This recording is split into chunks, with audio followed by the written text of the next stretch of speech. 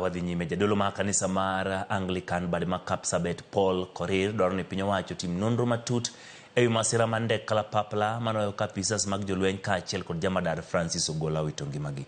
Kanilo osechenro mar yawayanga kanisa ma St James Temso jadolo Korir koro dwaro ni otim nonro mapiyo mar chiko James Temso jadolo Korir koro dwaro ni otim nonro mapiyo mar chiko ni kagi korka kore odwani mondo mikue obedi pacho ka. Kumachiel moko kuom josiasa mago maro kako siemo jotelo moko kuom tiyo kod thuolo e seche ik apisago e gero wechegi mag siasa.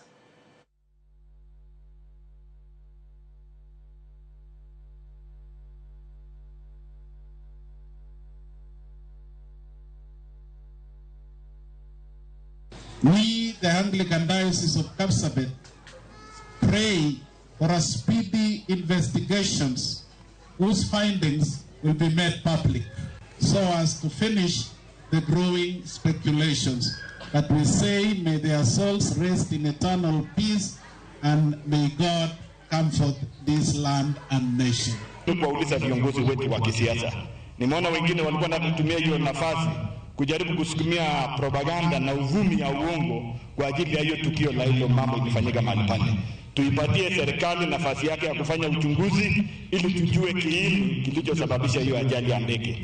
Mimi nataka niulize wale viongozi, tutafute ile agenda nyingine ya kusema ndio tuweze kuwa popular, but we cannot be dancing on the graves while the families are mourning.